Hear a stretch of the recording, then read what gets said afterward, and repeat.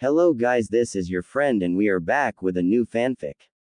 Which is what if Naruto returns from his 4-year training and got harem with Ino, part 1. And if you enjoy this fanfic then please press the like button and subscribe to my channel for more fanfic like this. And now let's start the fanfic. A blonde-haired shinobi dressed in a black and orange jumpsuit leapt from tree branch to tree branch with much excitement as thoughts of returning home to the Hidden Leaf village filled his mind. A white-haired shinobi dressed in sage robes was simulating the other shinobi's method of travel and smiled as he saw the excited look on the face of his pupil. The white-haired man regained focus of what he was doing but lost it just as fast as it had came as his pupil said, "How much longer until we get there, pervy sage?" The white-haired man reacted to this comment with the utmost venom in his voice as he replied, "How many times have I told you to stop calling me that, Naruto?" Naruto sighed and responded, sorry, now please answer the question." Jiraiya looked annoyed as he said, "Just look ahead, Naruto, we're almost there." And soon enough, with a few more minutes, the gates of Konoha came into view. Naruto and Jiraiya casually walked through the front gates as they were having a debate of some sort. "There's absolutely no way. Blondes have it all." Jiraiya shot at his apprentice. A deadly-looking glare shifted in Naruto's eyes as he replied, "You've got to be crazy. Brunettes have it all. But besides, the hair color is not the only thing to look for in a girl." Jiraiya nodded his head in deep thought as he muttered, "Touché, my dear apprentice. Touché." As Naruto and Jiraiya passes, the guards watched in wonder as one said, "As that?" After this comment the other replied, "No, it couldn't be." A smile appeared on the guard's face as he said, "It is." Naruto and Jiraiya walked through the village and after a moment of silence Jiraiya said, "I have to turn in a progress report to Tsunade and besides I haven't had a drink with her in 4 years.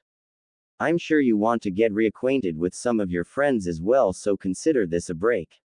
Naruto flashed his trademark grin as he replied, "Can do, Jiraiya-sensei." And with those words Naruto Uzumaki disappeared in a puff of smoke. Jiraiya smiled and walked to the Hokage's office as he thought, "Something tells me Naruto might get into some trouble."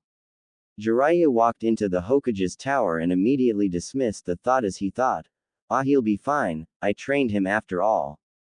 A Jinchuriki's Tale. Chapter 1. A Hero Returns. Naruto grinned wide as he ran carelessly through the streets of Konoha with the same smile on his face that he wore back when he was a genin.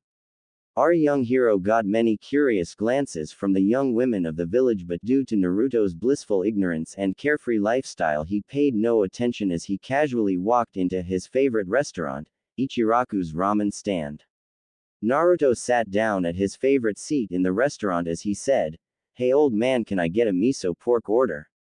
Ichiraku looked annoyed at him being referred to as an old man as he shot back, "Who are you calling an old man?" A drip of sweat flowed down Naruto's cheek as he quickly said, sorry. I didn't mean to insult you. I just haven't had some of your wonderful ramen in 4 years and I guess I kind of got carried away." Ichiraku scanned Naruto for a good long second as he replied, "Naruto, is that you?" Naruto flashed his trademark grin as he said, "Yep, I'm back, believe it." With those words a wide smile appeared on Ichiraku's face as he said, "Hey Ayame, guess who's back?" A tall slender girl emerged from a doorway behind Ichiraku as she replied, I'm here, so who is it?" Ichiraku just smiled and nodded to Naruto sitting in front of him. Ayame smiled and said, "Hey cutie, what's your name?" Naruto blushed and a drop of sweat appeared on his face once again as he responded, "Ayame, I know I've been gone for a few years but I thought you of all people would recognize you and your father's best customer." Ayame almost dropped the notebook and pen she was carrying as she said, "Naruto. Is that you? When did you get so?" Naruto seemed confused as he asked, "So what?" Ayame blushed slightly as she continued, "When did you get so hot?" Naruto blushed as well as he said, "Haha, thanks a lot Ayame, coming from a girl like you that means a lot." Naruto flashed his trademark fox-like grin causing Ayame to blush and smile as she replied, "So Naruto, what can I get you?" Naruto left Ichiraku's about 30 minutes later with a full stomach and a lighter froggy wallet. Naruto grinned wide and decided to take another look around town to see if he would run into any of his friends. As he was walking, a hooded figure leaning against a wall to his right spoke all of a sudden, "Greetings Naruto, long time no see." Naruto eyed the hood figure up and down as an awkward smile appeared on Naruto's face as he said, "I'm sorry and you are?" The hooded figure's facial expression, from what Naruto could tell, frowned as he responded, "I'm crushed Naruto, even if it has been a few years I would think you would at least remember me." Naruto sighed as he thought, "Is he sulking?" Naruto eyed the hooded figure up and down again as he said, "Shino, is that you?" Shino nodded as he replied, "It is good to see you again Naruto." Naruto smiled as he replied, "Likewise Shino, likewise." Just as Naruto was about to walk away, he sensed movement from above him. Naruto jumped a few feet to his right and narrowly dodged a older-looking Kiba riding what appeared to be a horse-sized Akamaru. The enormous figure of Akamaru pinned Naruto to the ground and began to attack his face with his long, oversized tongue. Naruto tried all he could to resist as he said, "Kiba, get your mud off of me." Akamaru barked a few times in Kiba's direction and something he said caught his attention. "What's that Akamaru? There's no way this guy's Naruto, he actually looks strong." At this comment Naruto threw a punch at Kiba as he roared, "Who you calling weak?" Kiba, who narrowly dodged the punch, grinned with delight as he said, well, it seems your temper didn't change much over the years." Naruto flinched out of anger as he said, "You haven't changed much either, have you, dog boy?" Kiba twinged with anger from Naruto's comment as well as he said, "What was that, Uzumaki?" Naruto glared at his old friend as he said, "What, you deaf too much?" They continued to stare each other down, and just as Naruto was about to dismiss himself and walk away, he heard a small scream behind him. Hinata was leaning against a wall from around the corner. She was breathing heavily as she thought frantically, "Oh no, Naruto-kun's here. What do I do? What do I do?" As if on cue, Naruto's figure appeared next to Hinata without warning as Naruto said, "Hey Hinata, what are you hiding here for?" Hinata screamed out of surprise, and without warning she passed out right there and then. Naruto looked concerned about Hinata as he said, "Hinata, wake up. Are you alright?" Naruto sighed and gently threw Hinata over his shoulder and began walking toward the way Kiba and Shino had been walking in. Naruto looked around but couldn't find Shino or Kiba anyway. Just when he thought about looking harder, out of nowhere rain just started pouring hard. Naruto, who was concerned about Hinata getting sick, did the only sensible thing he could think of. He took Hinata to his home and laid her down in his bed. He got a towel and dried off her hair as gently as he could as he pulled covers over her. He wiped rainwater from Hinata's face as he thought, "Wow, Hinata sure got pretty. I wonder if other parts of her changed as well." After these dirty thoughts about his innocent friend, Naruto immediately whacked himself on his head to scold himself as he thought, "How could I think about Hinata like that? She's the most innocent and nicest girl I know." Naruto sighed and walked into his bathroom as he thought, "I need a hot shower." The sound of running water filled Hinata's ears as what felt like a thick warm blanket was wrapped around her. She gently opened her eyes and seemed a little surprised and confused at where she was. She was in a small bedroom that looked like it was quickly cleaned while she slept. She looked toward the window and saw it was raining hard outside. She tried to think back to why she fell asleep in the first place, and her facial expression suddenly shifted as she thought, "That's right, Naruto-kun's back. And then the second he talked to me, Hinata clenched her fists as she thought, "Damn it, Hinata. Why did you have to pee out in front of him like that?"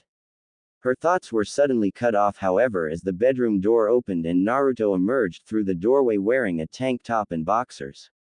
Hinata's face turned a bright red as Naruto turned to her and said, "Hinata, you're awake." She nodded and glanced from his boxers to himself, her face getting redder by the second. Naruto saw what she was staring at and quickly changed into a pair of jeans as he said, "I'm sorry Hinata, I didn't think you would be awake." Hinata just stared at him and nodded slowly. Naruto looked at Hinata curiously for a moment as he thought, Why is she so nervous? Naruto caught Hinata's eye for a moment and asked, "Is something wrong, Hinata?" Hinata was shocked he could read her so well and turned away as she replied, "I'm fine, Naruto, why do you ask?" Naruto grinned and said, "Because those are the first words you've spoken to me since I got here." Hinata blushed and got up and was about to go as she said, "Thank you very much for your concern, Naruto, but I must be going now." Hinata took a step toward the door and her foot slipped. Right before she hit the ground, Naruto had caught her bridal style, causing her face to turn a brighter shade of red than a tomato. He got her back on her feet and smiled as he said, "You should be more careful, Hinata." Hinata smiled and nodded. After that, the rain had stopped and Naruto and Hinata had their farewells. Hinata bowed to Naruto on his porch as she said, "Thank you very much for having me, Naruto-kun." Naruto grinned and replied, "It's no problem, my home is your home, Hinata-chan." Hinata blushed at the nickname and nodded as she happily made her way back to the Hyuga compound. Naruto, after seeing Hinata off, made a quick ramen dinner and practiced his seal jutsu training before lying down. Naruto closed his eyes slowly as his consciousness slowly flowed into the realm of dreams.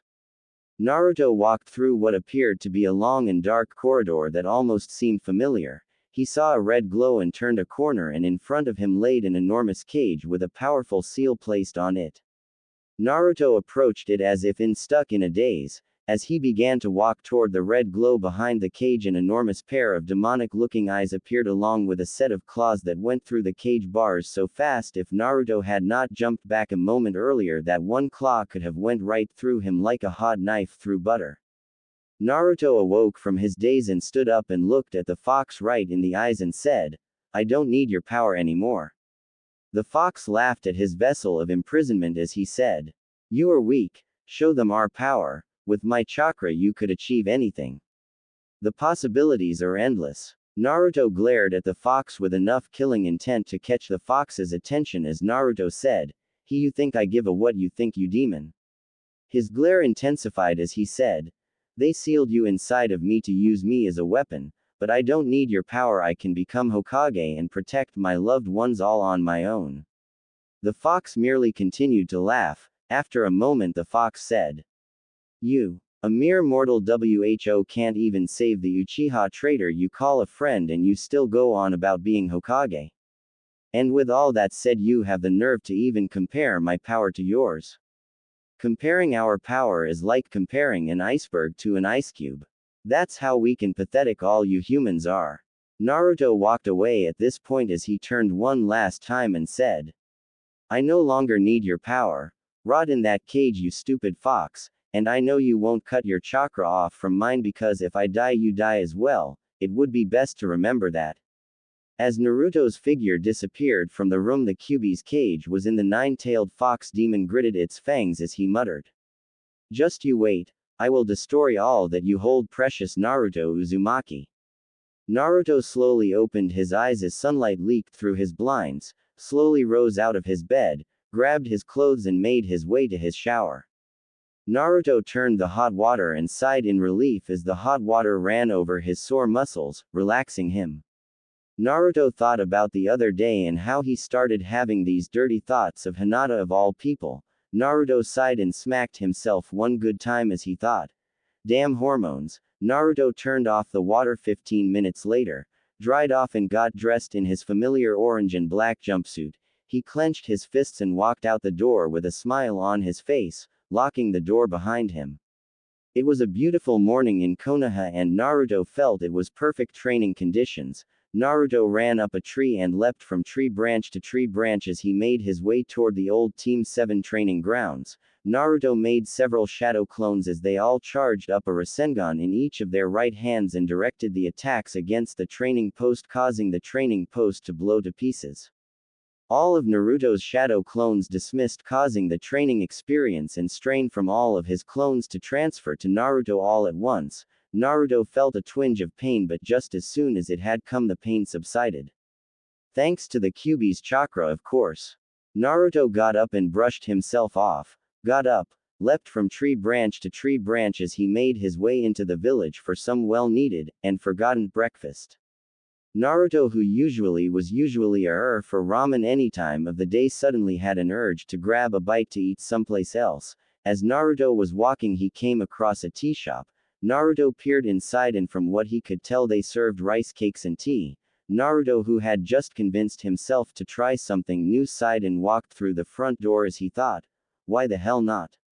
Naruto walked through the front door and sat down at a nearby table. A cute hostess made her way over to his table, pulled out a pad and paper out of her robe and asked, "What can I get you, cutie?"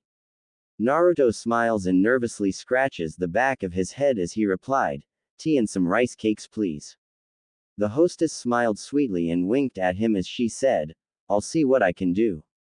Naruto smiled and laid back in his comfortable cushion as he took a look around the tea house. In the many tables sat countless couples on dates. At this sight, a lingering glint of loneliness could be seen. His mood suddenly shifted, however, as his cute hostess appeared with a cup of hot tea and rice cakes on a tray. Naruto smelled his hot food and took a bite. After he swallowed, he turned to face his cute hostess and said, "Thanks a lot, the food is great. Sorry if I come out rude, but could you tell me your name?" The hostess giggled and winked at Naruto as she said, "Mine's Crystal, what's yours?" Naruto flashed his trademark fox-like grin as he replied, "It's Naruto, Naruto Uzumaki." Crystal smiled and said, "It's nice to meet you, Naruto, but if we flirt like this much longer, I'm going to get in trouble with my boss, so I have to go." Naruto blushed and shook his head as he said defensively, "I wasn't flirting." Crystal giggled and winked at him as she said, "Sure you weren't. I get off at 7, by the way, if you're interested, that is." Naruto blushed hard at Crystal's words and slowly nodded his head as she walked away. After Naruto finished, he left the money on the table and walked through the streets of Konoha once again. Naruto's luck had began to change. Apparently he had unintentionally flirted with a very attractive girl and she willingly flirted back. Naruto smiled wide as a boost of confidence shot through him like he was under the influence of a very powerful force. Naruto was walking through the Konoha forest and heard the sound of metal clashing as the figure of Tenten released a barrage of kunai down against what appeared to be another form of Tenten. The other form of Tenten was pinned down into the ground by the barrage of kunai the original Tenten had just unleashed. The substitute Tenten coughed up what appeared to be blood and then vanished in a cloud of smoke, leaving what appeared to be a lifelike wooden doll carved like Tenten down to the last detail. Tenten no longer wore her hair in buns as she did in her genin days. Her dark brown hair flowed down to the back of her butt, and she wore standard chunin gear, all of which were colored a tranquil white. She had black combat boots and above all she looked so hot. Wow, he had no idea Tenten was that hot. I mean, damn. Tenten put the wooden replication of herself in a bag and got up. She began walking in his direction and a moment later he caught her eye. She smiled as she said, "Naruto, is that you?" Naruto smiled as he replied, "The one and only." Naruto flashed his trademark grin with those words. Tenten smiled and eyed him up and down as she said, "Sorry, you just look a little different." Naruto smiled and winked at her as he said, "I could say the same about you." She smiled seductively and winked back as she said, "Oh yeah? I'm different in what way?" Naruto eyed her up and down once again as he said, "Well, for one, with your hair down like that, and those clothes, you just seem so beautiful and strong." Tenten smiled at his compliment and thanked him as she replied, "You seem grown up, Naruto, you seem more powerful, and let's just say I wouldn't mind taking you out for dinner." Naruto blushed and smiled at her words as he said, "Don't be silly, I'd be the one taking you out." She smiled as she said, "Deal." Naruto smiled and saw it was still the early afternoon. He turned to Tenten with the same grin as before and said, "It's been great catching up, Tenten, I'll see you around." Tenten smiled and nodded as she replied, "Yeah, it has, see you, Naruto." Naruto turned and headed back toward the village, whereas Tenten had separated in a different route to the other side of the village. Naruto had walked back to his apartment, unlocked it, went inside and decided to take a shower. After Naruto had just gotten out and gotten dressed, an audible knock sounded from Naruto's door. Naruto immediately answered it and the form of an Anbu agent emerged from the doorway. Naruto eyed the Anbu curiously as he asked, "You have a message for me?" The Anbu nodded and said, "Lady Hokage has requested your presence." And with those words the Anbu agent vanished within a cloud of white smoke. Tsunade had just finished what she considered a big chunk of her paperwork and felt a bit proud of herself. She looked around to see if she was alone, and the moment she did she pulled a scroll out of her robes, unrolled it, bit down on her thumb, made a series of hand signs and smeared the blood across the scroll as she whispered to herself with a sly grin, "Sake summoning jutsu." A bottle of sake manifested out of thin air in a thin layer of white smoke. Tsunade took a swig and after a long sip, or two, she sealed the half-bottle of sake back in its scroll for another day such as this. She sighed and after a moment of silence a knock was heard from the other side of Tsunade's office door. Ino emerged from the doorway and walked inside as she asked, "You wanted to see me, Lady Hokage?" Ino had changed much since her genin days in the areas of intellect, power, but mostly beauty. Ino had changed a lot quite physically and recently she's been eye candy for much of the men in the village, young and old. Her ponytail ran all the way down to the back of her butt. She wore short-sleeved black t-shirt which was tight enough to show off her bust. She wore a pair of tight black pants that showed off her curves. When she was younger she craved for attention but now since she's had her share of that she just wanted to fall in love. You know, have a sweet guy that's loving, kind, and strong. Tsunade, who was slightly flushed, smiled as she said, "Yes, but your teammate has yet to arrive." Ino sighed and leaned against the wall as she asked, "I hate waiting. By the way, who is my teammate?" Before Tsunade could answer however the door burst open with a handsome, excited-looking blonde shinobi emerging from the doorway. The blonde shinobi kept a sly grin on his face as he said, "Hey Tsunade, what's the mission?" Ino eyed the blonde in confusion and looked at Tsunade and asked, "Tsunade, who is this?" Tsunade laughed and a moment later she said with a smile, "This is Naruto Uzumaki. Since he went to the ninja academy with you I was under the assumption you've met." Ino blushed hard, not because she didn't know who the mysterious shinobi was, no, she was blushing because she had actually thought of Naruto as handsome. Since when did he look like that? Naruto grinned at her reaction and a drop of sweat moved down his forehead as he said, "It's alright Ino, don't worry about it, you're not the first one to not recognize me." Ino merely nodded as she thought, "Why am I acting so damn nervous? You're not 12 anymore, get a grip girl." Ino smiled and covered up her nervousness as she said, "Hey Naruto, it's good to see you again, sorry I didn't recognize you, you just look different." Naruto smiled and eyes Ino up and down as he said, "I could say the same thing about you." Ino blushed as she thought, "Is he flirting with me?"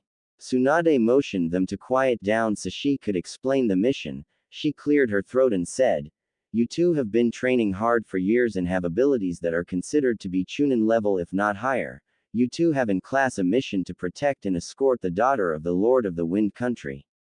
Your mission is to get her to the hidden sand village at all costs even if it costs both you your lives, understood?"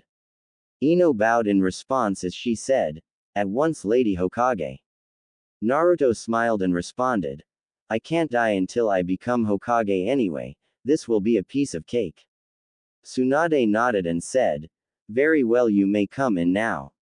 A tall slender girl who was about 5 feet and 10 inches in height walked into the room. She was very beautiful with long black hair and makeup on her face. She bowed to Naruto and Ino and said, "Thank you very much for protecting me, if there's anything I can do for you." She eyed Naruto with a sly grin and winked at him as she continued, "Just let me know, okay?" The setting sun shone brightly over the Hokage monuments as Naruto, Ino, and the daughter of the Wind Lord stood by the gates of the Hidden Leaf Village. They walked through the Konoha forest westbound toward the Wind Country, and as they walked the daughter of the Wind Lord clung herself to Naruto's arm as she said, "I'm so glad my daddy hired a big, strong ninja to protect me."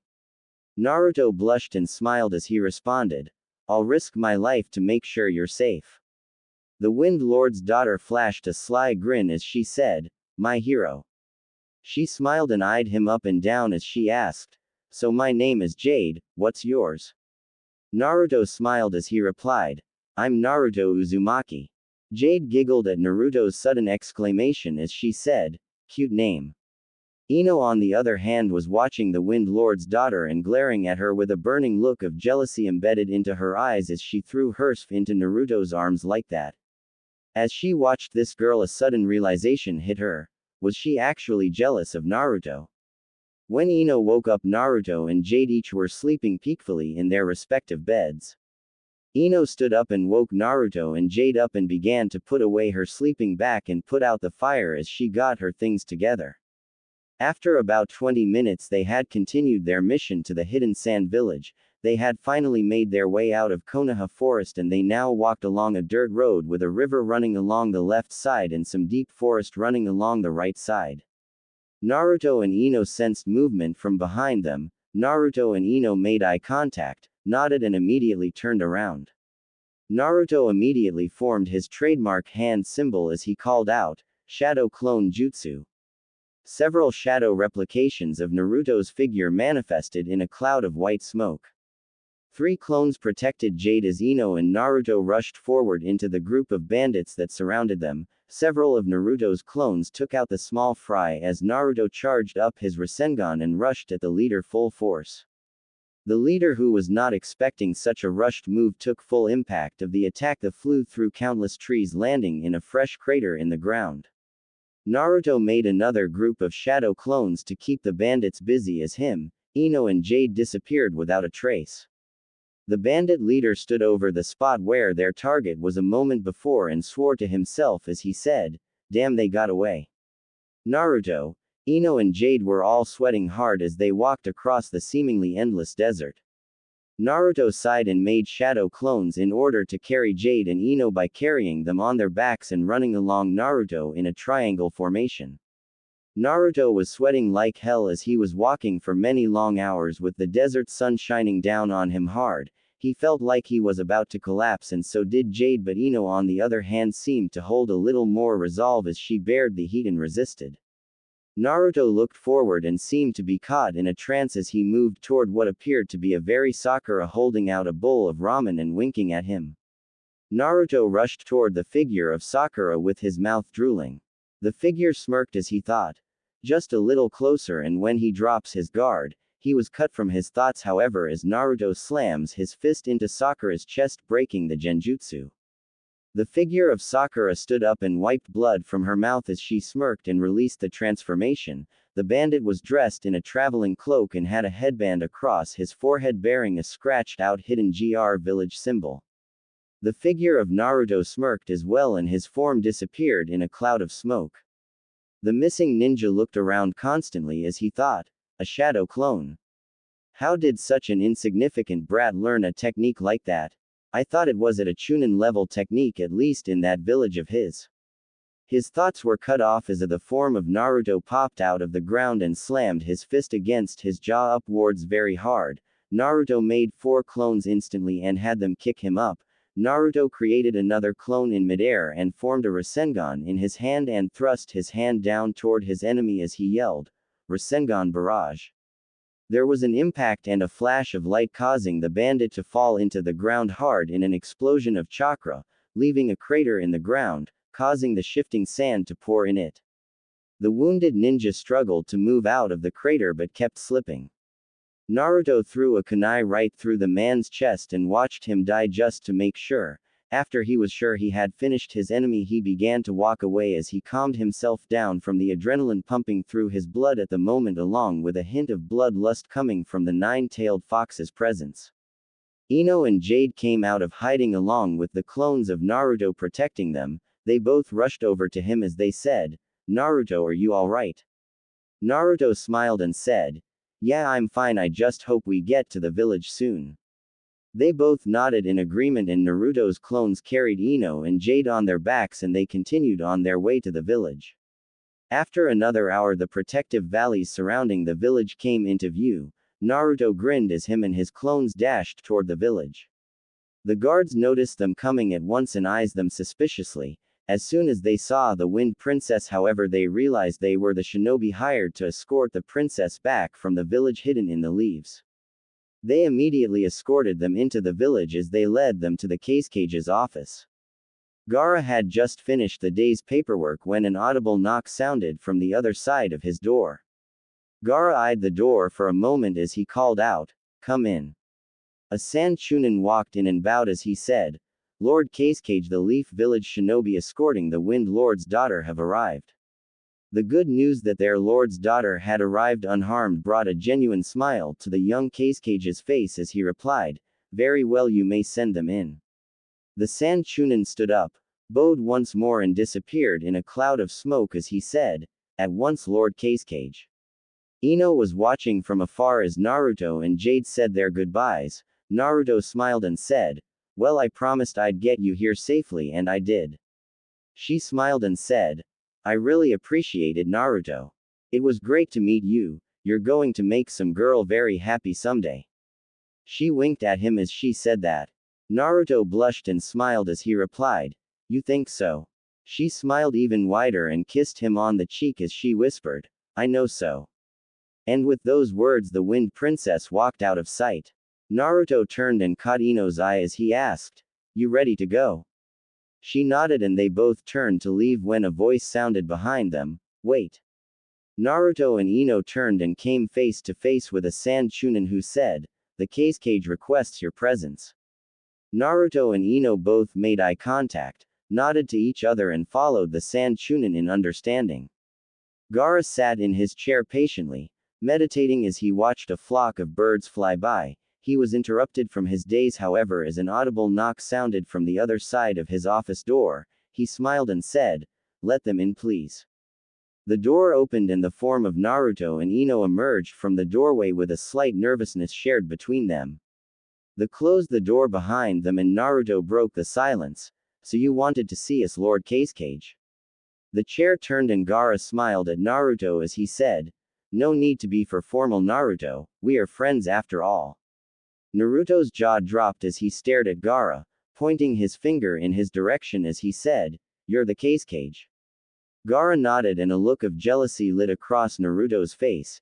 Ino saw this and giggled as Naruto said, "Just you wait, Gaara, I'll be Hokage soon enough." Gaara laughed as he said, "Any doubts of you reaching your dream aren't going to come from me." Naruto flashed his trademark fox-like grin as he said, "Hey Gaara, it was really nice to see you again, but me and Ino have to start heading back to the Hidden Leaf Village." The Casecage nodded in return as he replied, "Likewise, Naruto, if I return to Konoha for a diplomacy mission, I'll be sure to stop by and say hi to you." Naruto smiled and said, "That'd be great, Gaara. I'm glad you found your place among your village." Gaara smiled warmly as he said, "And I hope you find yours." Naruto smiled as he said, "I already have." Gaara walked Naruto to the door of the Casecage building. Naruto waved his hand and started walking with Ino as they began their trip back to Konoha. Tsunade sighed and took another shot of sake as her workday had come to an end. After many hours, her and Shizune had managed to finish the day's paperwork, and you couldn't really blame anyone her age for wanting a drink after such a stressful day. All of a sudden there was the sound of tapping GL and Tsunade walked over and opened the window. A hawk entered through the window and held out its leg so Tsunade could untie the letter from its leg.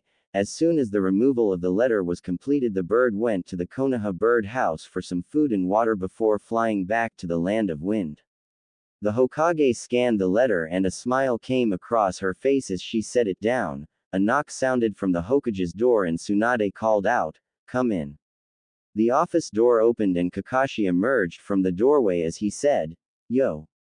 Lady Hokage." Tsunade smiled as she replied, "What is it, Kakashi?" Kakashi's facial expression reflected concern and worry as he said, "It's about that mission you sent Naruto on." Tsunade grinned and cut him off as she said, "The mission was completed a few hours ago. Jade, the daughter of the Wind Lord, has successfully been escorted to the Hidden Sand Village and Naruto and Ino are on their way back to Konoha right now." Kakashi sighed out of relief as he replied, "That's great to hear." Tsunade saw the foreboding expression on Kakashi's masked face as she asked, What is it about Naruto you're so worried about? Kakashi looked away and a dark look appeared on his face as he said, It's the Akatsuki. They're on the move. Naruto and Ino watched the stars as they camped out in the woods, a small fire burning to keep them warm. Naruto seemed to doze off and enjoy the heat of the fire as he closed his eyes yet remained awake just in case. After what felt like an eternity of silence, Ino spoke up, The stars look beautiful tonight. Naruto smiled and fell into a daze as his gaze deepened. He turned to Ino with a grin as he replied, They sure are. Naruto smiled and gazed down into the fire. His eyes happened to wander over to the form of Ino being illuminated by the brilliant flame. Ino caught his line of sight and flashed a sly grin as she said, Yes, Naruto. Naruto quickly looked away, trying to cover the blush that crept across his face. Before Naruto knew it, Ino had come and sat down closer to him. He eyed her nervously as he said, Yes, Ino. Ino smiled and rested her head on his shoulder as she said, You know, Naruto, I've thought a lot about you on this trip. A bead of sweat dripped down Naruto's neck as he replied, Oh yeah. What about me? Ino slid into Naruto's lap and straddled him as she leaned her head in and whispered, No, Naruto, I've thought about you a lot this whole trip. Naruto blushed furiously as he said, Ino, tell me, why do you like me? A stunned Ino wasn't expecting the question. She herself didn't know what drove her to do what she did, but a mixture of jealousy and longing seemed to develop some kind of connection. She bit down on her lip as she said, Well, to be honest, I saw you and Jade the other night and I got. She painfully swallowed her pride as she said, I got jealous of you and her. Naruto sighed and looked away from her as he said, Listen, Ino, you're a wonderful girl and I'm positive you'll make a great guy happy, but the truth is I've never really had anyone, not a parent, let alone a girlfriend or lover, so to tell you the truth, I'm not quite that sharp in the subject of romantic relationships, but I do know that shallow feelings like jealousy aren't going to cut it for me. There's no point in any form of lust or longing if there's no love behind it. Then again, I guess you could say I don't know what love is. Naruto's words in Ino's world had ruined the moment, but then again what he said did have a deep truth to it. What is lust without love? Just empty emotions. Ino looked down and said, I'm sorry, Naruto, you're right. Naruto decided to change the subject as he flashed her a warm smile and said, Ino, you know we'll always be friends, right? And to be honest, I won't mind if we become more than friends someday. I just wish I could meet someone who truly cares for me. Ino had no idea Naruto had been through so much pain. She knew he was always alone in the academy, but growing up as an orphan without parents or anyone who cared for you, that must have been a living hell. Ino had returned to her position of her head on Naruto's shoulder. A shocked and confused Naruto was about to say something, but before the words left his mouth, Ino had tears in her eyes as she said, Your childhood must have been a living hell. How could anyone live a life like that and turn out the way you are? Naruto's eyes widened at her words as he said, Ino. An unseen force tilted Naruto's head and he leaned in to meet his lips with Ino's. About halfway there, Naruto sees a glint in the darkness and threw himself and Ino to the ground as he yelled, Look out. A barrage of kunai symmetrically aligned themselves in an odd shape in the spot he and Ino had been a moment earlier. Naruto got up and looked around the battlefield and formed his cross-hand seal as he called out, Come out and show yourself, you bastard. Shadow Clone Jutsu. Several replications of Naruto's form manifested from thin air and began running through the forest in all directions searching for the enemy. One of Naruto's shadow clones was destroyed, transmitting the enemy's location directly to Naruto. Naruto made another army of clones as he rushed toward the enemy's hiding place. Shit, muttered the missing ninja as he turned to make his escape. His escape was cut short, however, as a fist impacted him hard on the face, sending him flying into a tree. Naruto propped the man up and held a kunai to his throat as he said darkly, Listen, this is how it's going to work. You're going to tell me who you're working for and what you know, and in exchange I won't slit your throat. Sound like a deal? The missing ninja nodded as slowly as he could. Naruto did receive a small piece of valuable information on who hired the man, but not much. All the details he gave were one of them wore a straw hat with eyes that could have easily belonged to a demon and a man whose figure resembled a shark who was carrying a powerful sword. He also noted that the figures each wore a black robe with red clouds embodied in the cloak's design. They had hired them to see his potential. From what the man told him, the ones who hired him belonged to a mysterious organization known as the Akatsuki. Unfortunately, the name was all he knew. Now Naruto had promised the man he would spare his life if he gave him the information he wanted, but Naruto couldn't do it. He killed the man to protect his and Ino's lives as they rushed faster in the direction of Konoha, in desperate hope that someone from the village would come to their rescue, because if Naruto's opponents were SCL missing ninja, him and Ino didn't stand a chance in the world. Naruto may have a hope of survival, but he can't protect Ino and himself at the same time. Kakashi and Guy were running through a dark forest at top speed, looking desperately for any sign of them. Out of frustration, Kakashi motioned Guy to stop for a moment as he pulled a scroll out from his clothing, bit down on his thumb and spread blood across a seal as he said, "Summoning Jutsu." Ninja hounds. In a puff of smoke, 8 ninja hounds manifested around the copycat ninja. Kakashi eyed his hounds and let them smell 2 objects, each holding a faded chakra signature from Ino and Naruto. In silent understanding, the hounds took off, leaving Paku and a small white hound who jumped on Kakashi's shoulder and Guy's shoulder to help them on their search. Kakashi turned to Guy and said, "Let's split up. Give a surge of chakra if you encounter the enemy or if you find Naruto or Ino." Guy gave the copycat ninja his infamous nice guy pose and said, "At once, my eternal rival." And with those words, Guy went speeding off in the distance, using Kakashi's ninja hound's senses to locate his target. Kakashi, using Paku's ability, sped off in search of his comrades as he thought, "Hold on, Naruto, we're coming." Naruto and Ino barely dodged another barrage of kunai as they ran frantically for their very lives. Naruto swore under his breath as he made 5 shadow clones to distract the enemy. He used a transformation jutsu on one of his clones to look like Ino as they made their way from the battlefield with as much discretion as possible. His plan was easily shattered, however, due to the level of abilities their pursuers possessed. Damn, how could a simple escort go so wrong? Flashback. Naruto and Ino had walked into town in order to gather supplies for their journey back.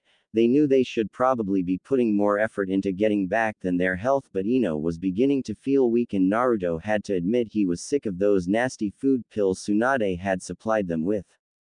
Just as they were leaving town, 2 figures clad in black cloaks embedded with red clouds appeared. One of them removed a straw hat from its head and had eyes similar to Sasuke's. He looked at him and said, "Uzumaki Naruto, you are to come with us."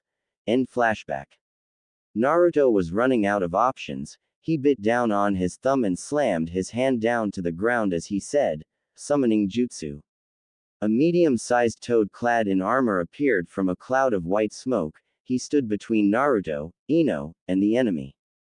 The toad grinned and turned to Naruto as he said, "Long time no see, kid. What can I do for ya?" Naruto nodded and gestured to the unconscious form of Ino in his arms and said, "Keep the enemy distracted. I cannot allow my ally to die." The toad nodded in understanding and held its ground as he said, "Make a run for it, kid. I can't bear and watch an innocent girl die at the hands of such evil men." Naruto nodded and ran as hard and far as his legs would take him. Just as his stamina was about to die down, Naruto closed his eyes and said to himself, "Okay, you stupid fox. If you can hear me, lend me your strength."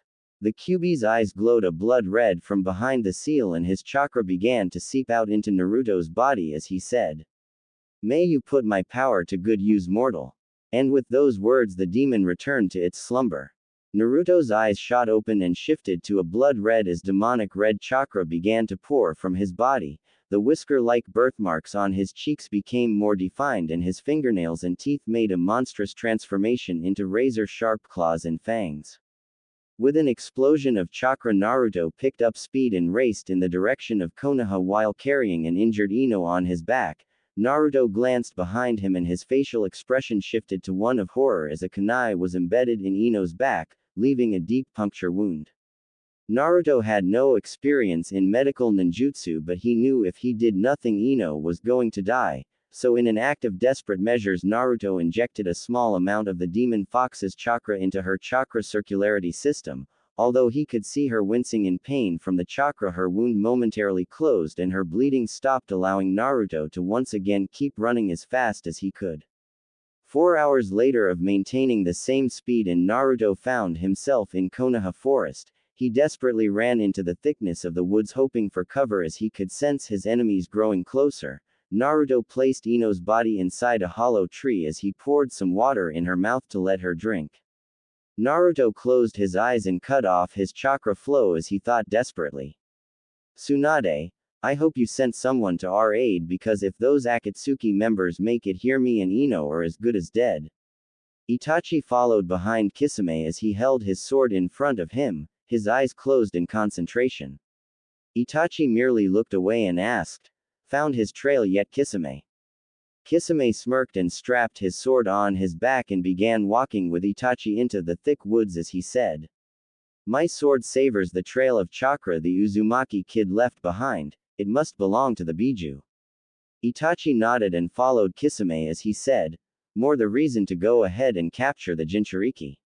Naruto was breathing heavily as he struggled to stay awake. His eyelids began to feel heavier and heavier, but he knew he couldn't pee out, because the moment he did he failed his duty to protect his comrade. To hell with his own life, if Ino didn't come out unscathed Naruto would never be able to forgive himself. He found his resolve and created spikes of the demon's chakra to keep himself from falling unconscious. He heard movement and readied a kunai in his hand as he stands up and prepares to defend Ino and himself. He turns his head around the corner and without a second's warning he locks gazes with Itachi and found himself wandering through those eyes of his, blood-red pupils with 3 dots spiraling around the center. Just like the Sharingan.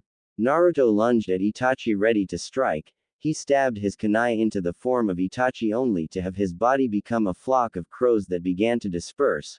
Naruto opened his eyes very suddenly and coughed as he felt a slender blade pee through his flesh, leaving a pool of his crimson-textured blood pouring down his body from his open wound.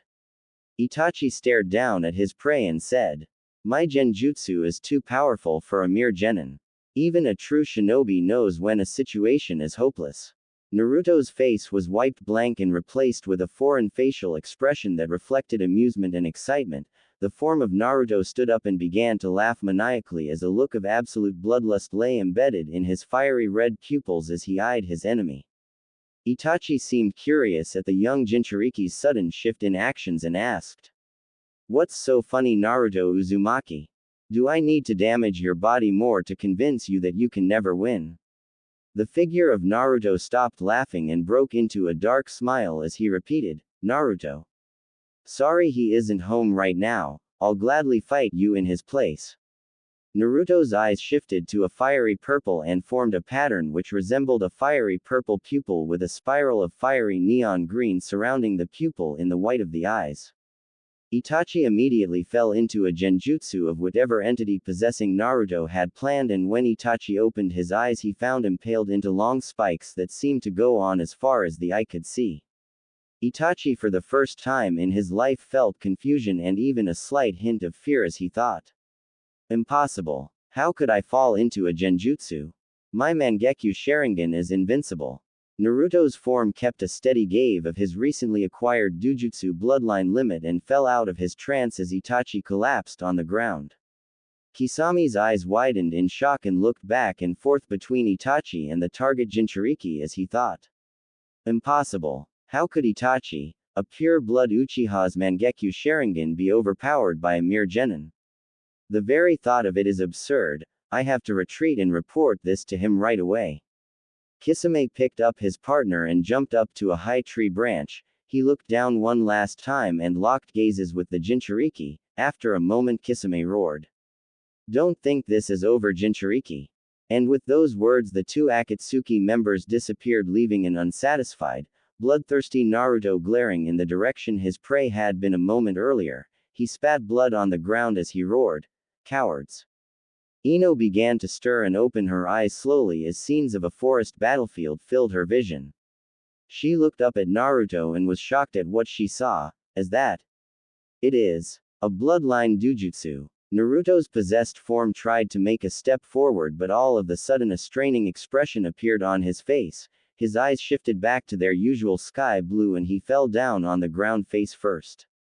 Ino rushed over to him as she called out, Naruto. Naruto, are you alright? Say something to me. Ino sensed two chakra signatures coming toward her. They felt familiar though. Can it be? The forms of Guy and Kakashi appeared by her side in a swirl of leaves and took a look at their surroundings to confirm a battle had indeed taken place. Guy and Kakashi's eyes fell on Ino and they asked together, What happened, Ino? Ino took a breath and calmed down as she replied, Naruto was protecting me while I passed out, I'm assuming, but as for what happened you'll have to ask him, but as you can tell from his state he needs medical attention before that. Kakashi nodded and carried Naruto's body on his back as Guy did the same with Ino to ensure they made it back protected and swiftly. And in a blur of speed the two Junin began racing toward Konoha.no. Laid awake in her hospital bed late at night.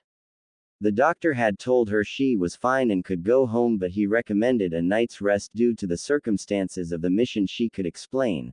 Naruto was still out cold due to chakra exhaustion, which made Ino feel a little guilty.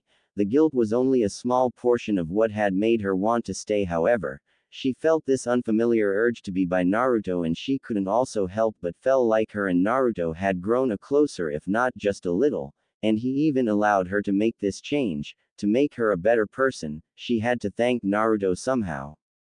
The next day Naruto slowly opened his cerulean blue eyes as the scene of a hospital filled his vision. He got up from his bed and found his clothes patched up, cleaned, and folded neatly in a stack on a nightstand next to his hospital bed. After he got dressed he was about to jump out the window like he always did when he realized Ino was asleep in the bed next to his. He walked over and smiled in relief as he thought, I'm glad she's safe. He smiled and continued to watch her as memories of the mission suddenly filled his mind. He slid the fingertip of his forefinger across her silky soft skin of her cheek, leaned down and kissed it ever so slightly and whispered, I'm glad you're safe, Ino. And with those words Naruto vanished from the hospital to get some well-deserved Ichiraku's ramen. And of course to pay Tsunade a visit to Tsunade so she could make sense of that dream. Flashback. Naruto was walking through his inner world, but something was different. The dark sewer he entered the first time he met the Kyuubi was replaced by a temple with all the walls made of white marble. He was walking forward and to his left was the cage that contained the Kyuubi, but his intuition told him to walk forward instead. He walked into a dimly lit circular room with many cages lined up along the walls with words placed over each cage. With further inspection he reads that different emotions and states of being were placed over each cage, for example, bloodlust, darkness, light, anger, sadness, hatred and love. Naruto walked up to the cage with the word, bloodlust, placed over it and looked inside and was shocked at what he saw. There were smaller forms of the fourth Hokage's seals placed over each one of the cages, but this one in particular had a crack in it allowing its chakra to leak out. Bloodlust. Naruto, realizing he was being watched, turned around and met gazes with Naruto. His eyes widened in shock as he said, You. What do you want? Naruto eyes his ego clone in disgust as he said, Why did you take my body over during the mission? Bloodlust. Naruto laughed at Naruto as he repeated, Why? I'll tell you why. Your mind was too weak to use your bloodline dujutsu, so I gave you a little push. Naruto was impacted by his clone's words as he asked, I belong to a clan and have an eye technique like Sasuke's Sharingan. His clone eyes him with equal curiosity as he nodded and replied, If you mean the Uchiha, then yes, your bloodline limit is in fact more powerful than the Uchiha's and the Hyuga's abilities. No wonder you have no knowledge of it. Your clan was the most feared, although regrettably you are the only one of your clan left.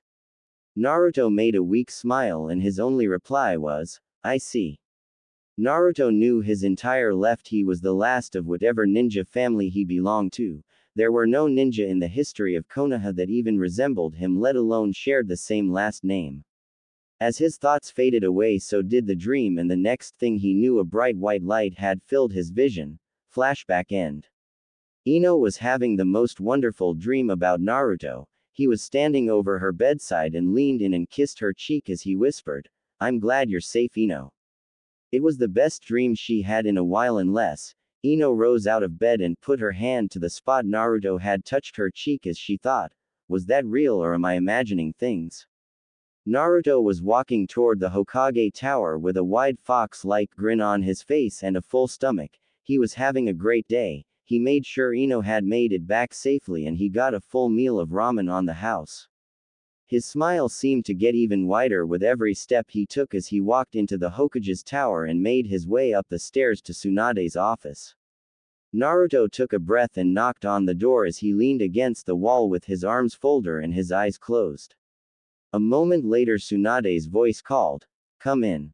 Naruto opened the office door and walked inside as he made his way towards Tsunade's desk. Tsunade eyed his expression of happiness mixed with a slight hint of confusion. Seeing this she asked, "Is something wrong, Naruto?"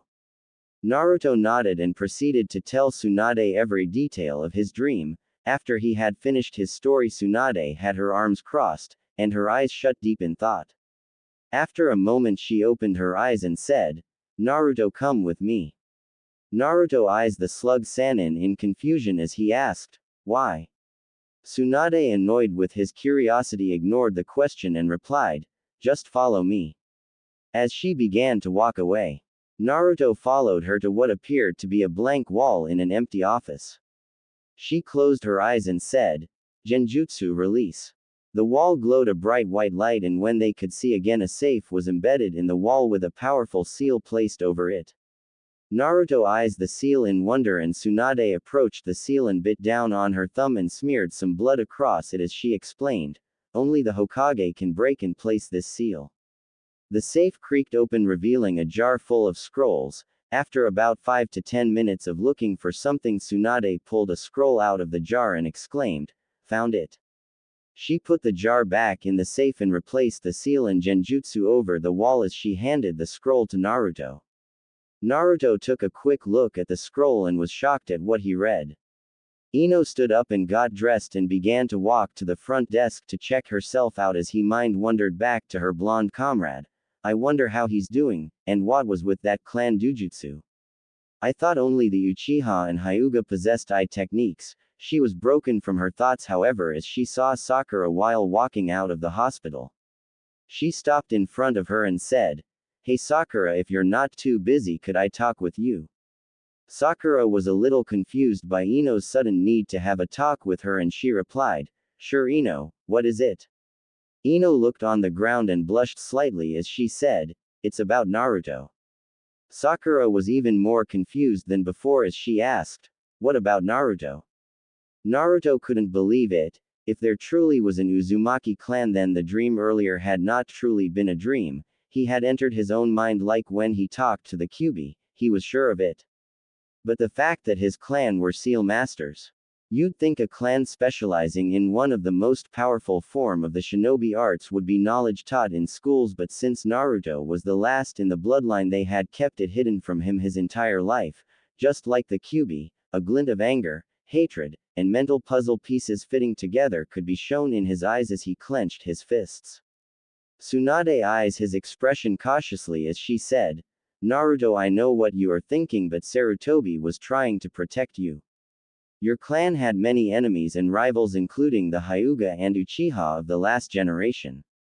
Naruto clenched his fists tighter as he said, "I know that but still, that's such bullshit. They treated that traitor bastard Sasuke like he was a hero or something just because of his clan and you're telling me I belong to a clan too while I was treated like shit my entire life." Naruto, not wanting an answer to his own question, turned his back and said, "Sorry for shouting Tsunade, I need some time to think." And with those words Naruto disappeared from the Hokage's office. Naruto sat atop the head of the fourth Hokage's head of the great stone faces and gazed over the village as he thought, "Why father? How could you seal such power in me? What did you want to accomplish by it?" Naruto clenched his fists and strained his eyes shut as he dropped to his knees, as if some unknown force would just give him the answer. But it didn't come and Naruto knew in his heart it never would.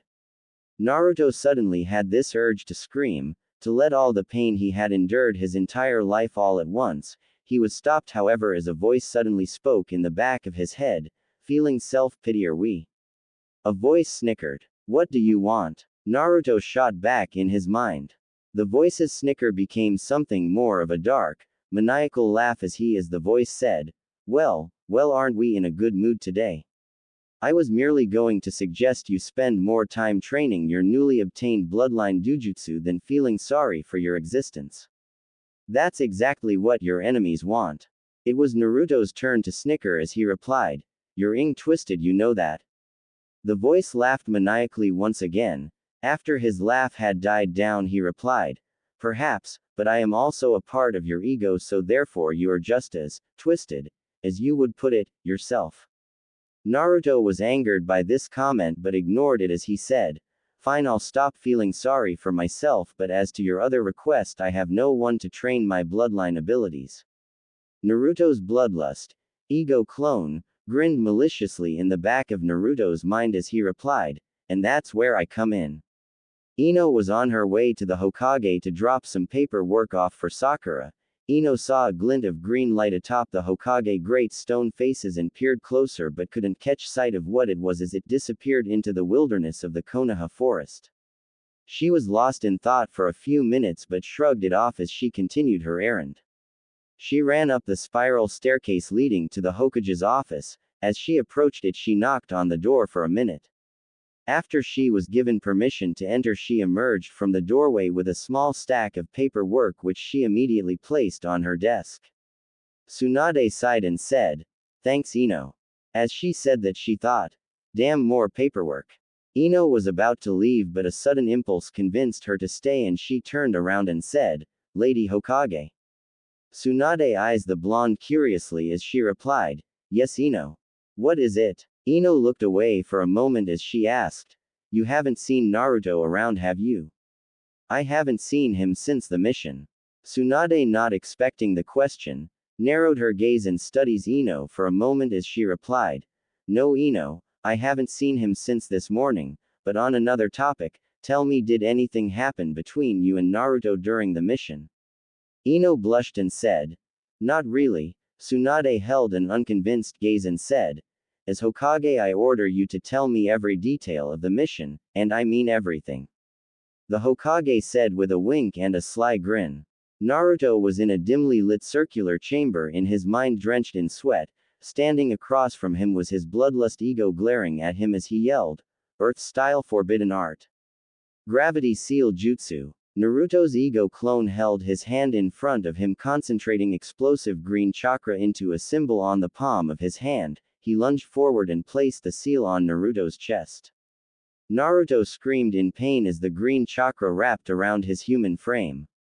He tried to stand up but fell to his knees as he felt his weight double. What the hell is this? Naruto's ego clone snickered at his vessel's combined ego as he replied.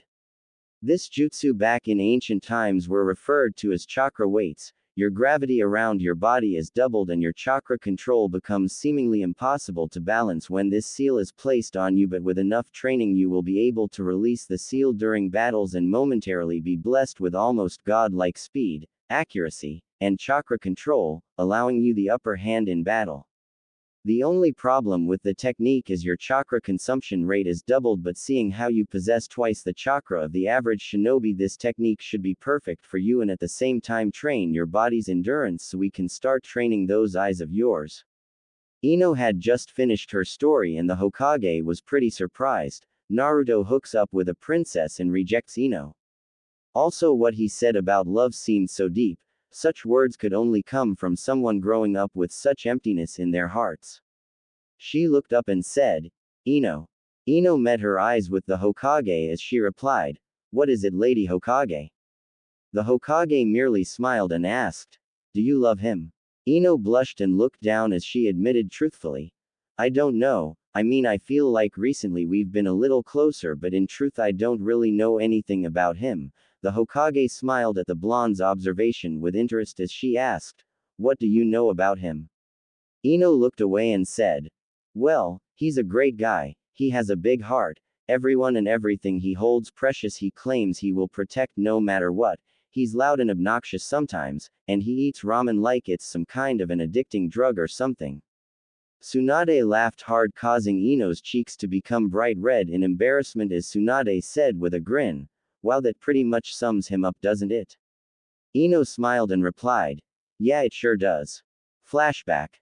"But you told me if I became strong enough you'd teach me how to use my clan's dujutsu." Naruto shot at his ego clone. Bloodlust Naruto, who seemed amused by his combine ego's reaction, grinned sinisterly as he replied, "You are correct, I did say if you became strong enough I'd teach you how to use your dujutsu, however you have not held your end of the bargain as of yet." Naruto spat on the ground as he shot back, "Bullshit. My body's strong enough to endure anything you or anyone else can throw my way." Bloodlust Naruto merely snickered as he replied, "Your observation skills need some work. You are right, you have indeed trained your body past the limits of regular shinobi standards, however as I've said earlier your mind is still weak, but as a reward for making it this far I will break the seal of your next ego clone, and he shall teach you the ways of sharpening your mind among other things." And with those words Bloodlust Naruto returned to his deep slumber as the seal over the cage marked light began to crack and leak out steady amounts of chakra that could only be explained as a seemingly celestial white light. A form of Naruto rose from the ground and walked through the metal bars on the cage as if it were nothing but air. Light Naruto approached his combine ego with a smile as he said, "Shall we begin?" Flashback end. Light Naruto had taught Naruto many things. He had learned how to meditate and even complex things like genjutsus, which Naruto had yet to get the hang of. Naruto at the moment was meditating under a waterfall before his morning laps around Konoha.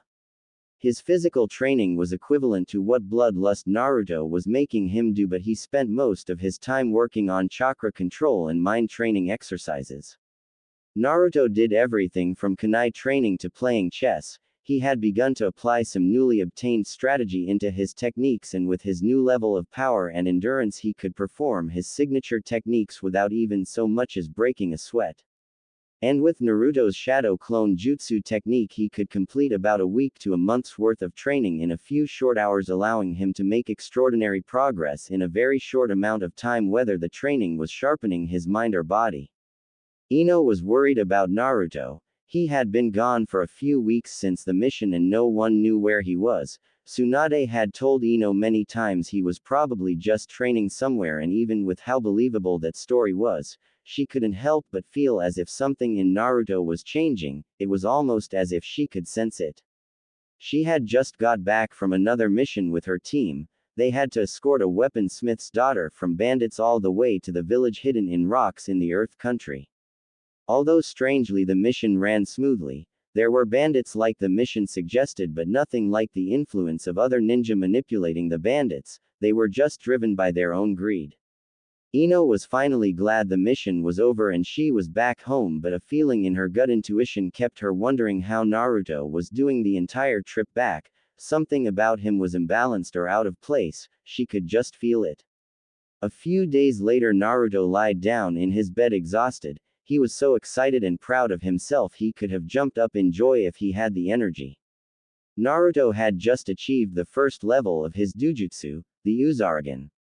Unlike the Byakugan and Sharingan, his dujutsu did not allow him to copy the enemy techniques or see things normally invisible to a regular shinobi's eyes. It did, however, give him the advantage in battle when it came to counterattacks. He could deflect and reverse the effects of genjutsus placed on him. With the help of his bloodline ability he could fuse his signature technique, the Shadow Clone Jutsu, with his ego clones to create two very powerful clones that held all of Naruto's true power with some of their own unique abilities as well. And the best part was, if he went even further in his training he could unlock even stronger egos. The even greater part about the technique was these clones could act with their own free will and did not require Naruto to coordinate them in battle. Therefore, with his almost limitless supply of chakra he could very well become Hokage in no time. The sun rose up over the village of Konoha and a beautiful, young blonde-haired Kunoichi slowly rose from her bed and stretched as she walked into the bathroom, quickly undressed, turned on the hot water and stepped into the shower. She looked in the mirror after her shower. She had not slept the whole night and it really showed. She kept having these nightmares about Naruto. He turned into some kind of monster and the villagers began to chase him away with every hard, sharp, or blunt object they could get their hands on. Ino cried and told them to stop but they didn't listen. They beat the poor boy until he was just a bloody disfigured mess on the ground. She dropped to the ground and cried. She was so sad and was glad that when she woke up none of it was real, but the bad feeling she had about Naruto never went away, not even for a moment. A shinobi stood on a cliff looking down on the Leaf Village. The shinobi's appearance could only be described as a phantom, a mere shadow of this world. Behind his masked face were two blood-red eyes. He had a black bandage that covered his entire body with a strange seal embedded into it on its chest. He wore black ninja pants and a black kimono robe to cover the bandages on his body. After a moment of silence, another figure hidden in a shadow bowed down and asked, "What are your orders, my lord?" The lord snickered and replied, "We shall do nothing yet, dear minion. I will wait for the Uzumaki brat to train and allow him to feel as if he's invincible. Then when the time is right we will show him just how weak he truly is. His father may have put this curse on me. But I will have my revenge on the Uzumaki clan." And with those words the two men hidden in darkness vanished in a cloud of black smoke. Itachi and Kisame stood over the hidden Leaf Village staring down on the village. Kisame turned to Itachi and said, "Well, the brat is certainly getting stronger. Are you sure you can take him, Itachi? He got you pretty good last time." Itachi narrowed his eyes sinisterly and snickered at the remark as he said, "Next time, I will make you pay, Uzumaki Naruto. I will make you pay very dearly. Come Kisame, we are leaving, for now anyway," and with those words Itachi and Kisame vanished from sight instantaneously. Naruto walked through the village casually but something seemed out of place. The villagers and his fellow ninja were eyeing him curiously and staring at him. He sighed because he knew why they were staring too. Naruto's Dujutsu worked a little different than Sasuke's or Neji's did. He couldn't turn it on and off at will, it was always on. As he walked, the azure orbs that once were on his face were replaced by a fiery purple pupil with 3 neon green circles rotating around his eyes slowly and steadily. He didn't mind the stares though, growing up being hated as the Kyuubi's vessel he had gotten used to it. He walked into the Hokage's building and began to walk up a spiral staircase to Tsunade's office. Tsunade sighed and took a drink of sake as she sat deep in thought. She was worried about Naruto. He had been gone almost a month and the council even requested that he be declared a missing ninja. The absurdity. How dare those arrogant, hateful bastards? She was so mad, but at the same time a part of being Hokage is ing up sometimes when it came to the safety and well-being of the village. After a few minutes of silence a knock sounded on Tsunade's office door. Tsunade quickly sealed her sake stash in her scroll and hid it under her clothes as she called out, "Come in." The door opened and Naruto emerged from the doorway. Tsunade stared in awe at Naruto's eyes and Naruto smiled nervously and said, Hey Tsunade, what's up?" Tsunade stared at Naruto's eyes in awe as the young shinobi said nervously, "Hey Tsunade, what's up?" Tsunade closed her eyes for a moment and opened them suddenly as she yelled, "What's up? You just disappear for an entire month and that's all you have to say?" Naruto fell over from shock at his greeting and stood up and brushed himself off as he replied, "Sorry about that Tsunade, I was training and I guess I just lost track of time." Tsunade sighed and said, "I figured, that sounds just like you. Care to show me the results of your training?" Naruto grinned and replied, "You know it."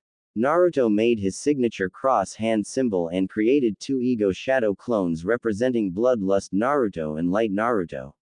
Bloodlust Naruto walked up to Tsunade and smiled as he said, well, there are some very kunoichi in this village, look at the chest on this one."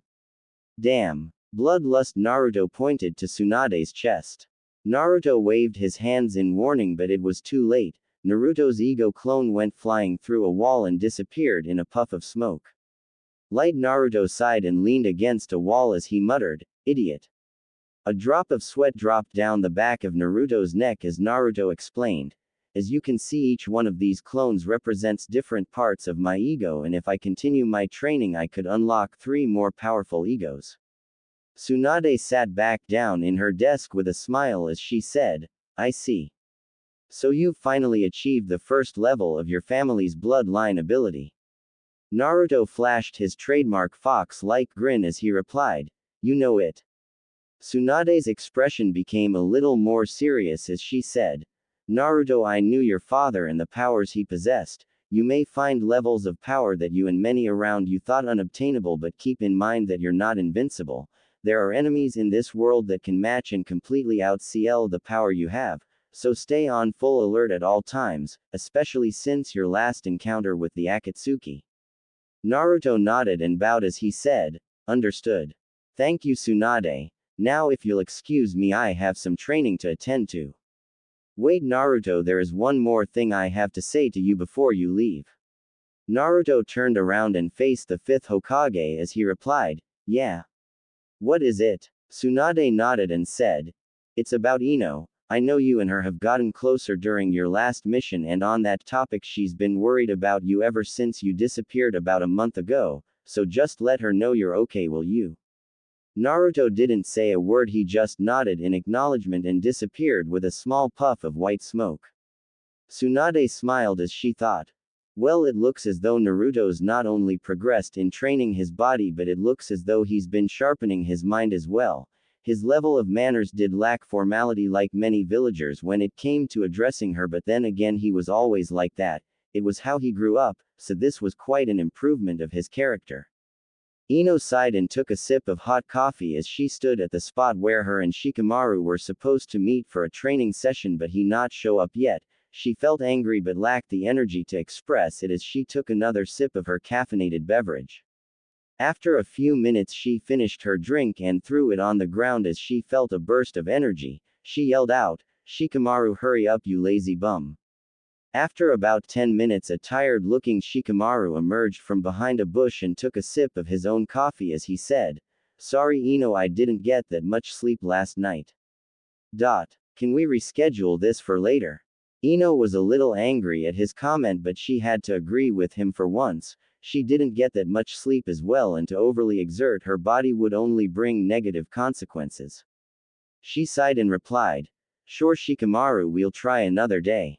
He sighed in relief and thanked her before walking home to pass out in his bed once again.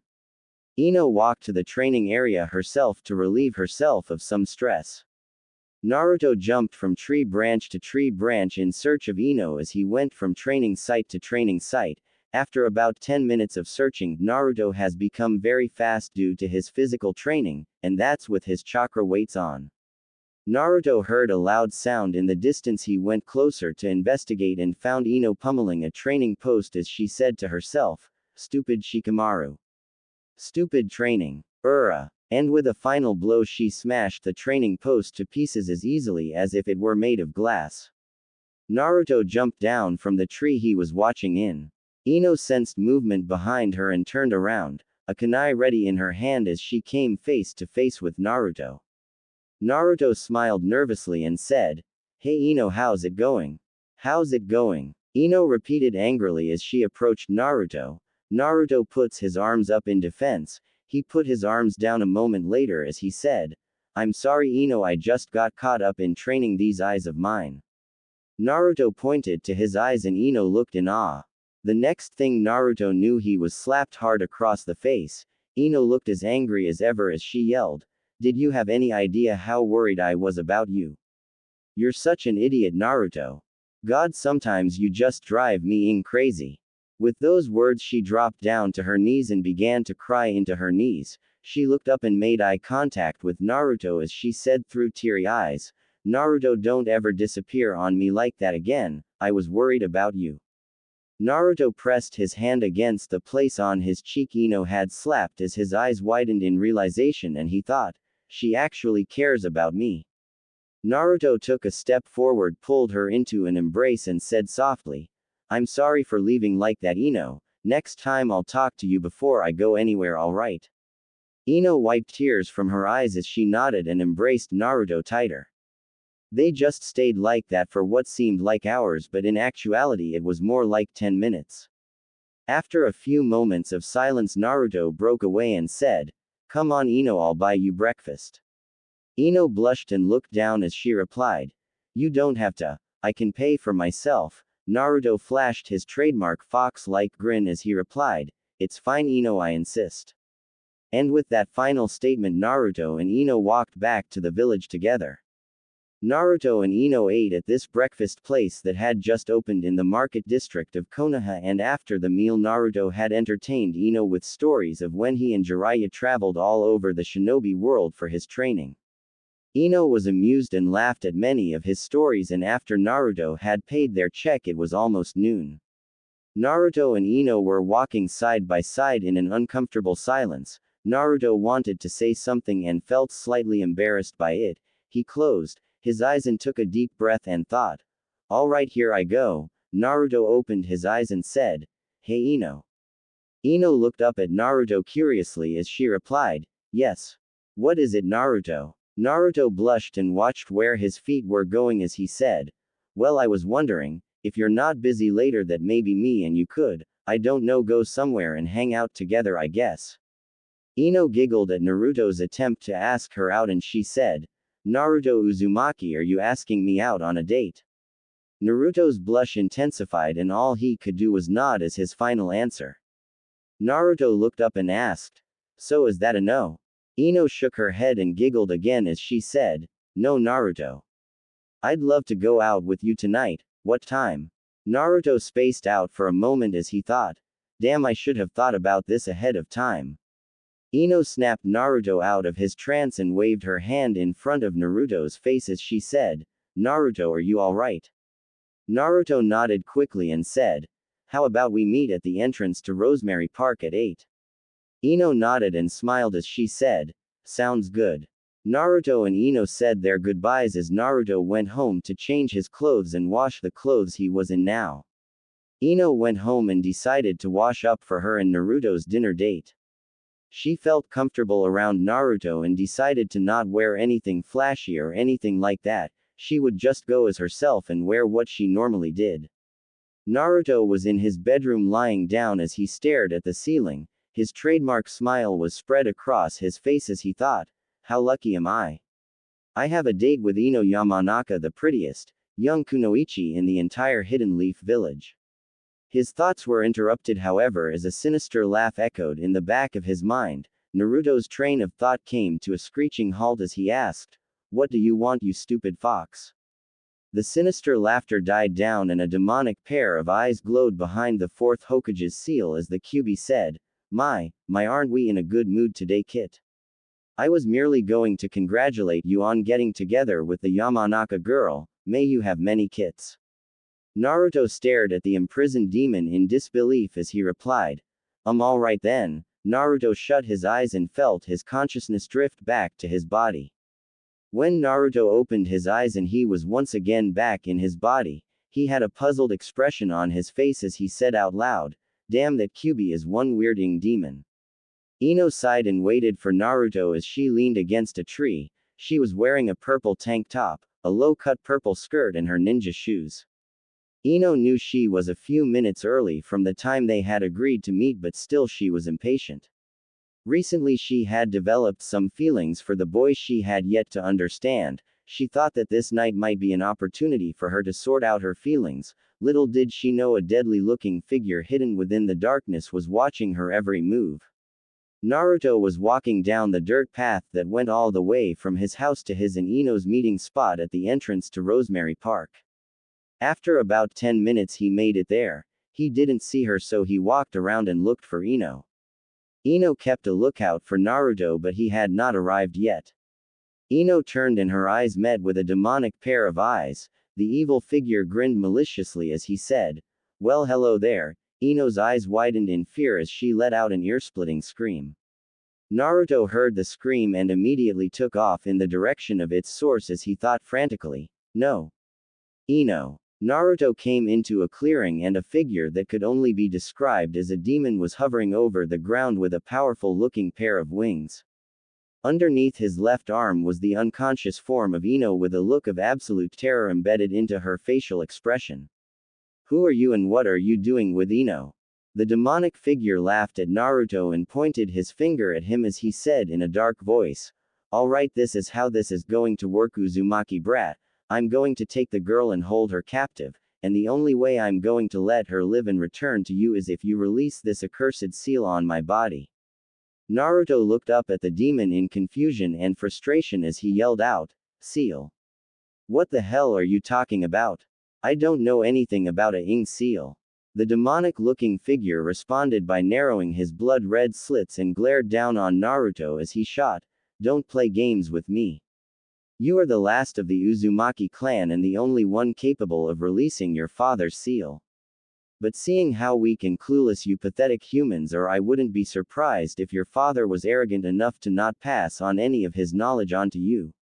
Naruto glared at his enemy in anger and rage as red chakra began to pour out of his body. Naruto closed his eyes shut as he could sense his opponent's enormous level of power. He clenched his fists hard as he thought, "Damn. I don't know if I can take him." From the back of his mind, Bloodlust Naruto came behind Naruto and put his Kyuubi-powered claw on Naruto's shoulder as he said, "Naruto, take a break, let me take care of this scum." Naruto nodded and felt his consciousness leaving his body and going into a temporary sleep. Naruto's figure opened his eyes and a bright concentration of fiery purple chakra erupted from his body. The neon green dots around his pupil began to rotate and he began to draw more chakra into his body as he made a cross-hand symbol and created a ego clone representing the power of light Naruto right before creating a small army of regular shadow clones. Bloodlust Naruto lunged at his enemy with about 100 shadow clones backing him up. With one swift slash of the demonic figure's razor-sharp claws, Naruto's shadow clone army was obliterated.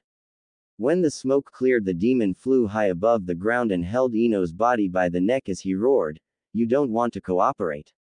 Fine, I'll snap this girl's neck."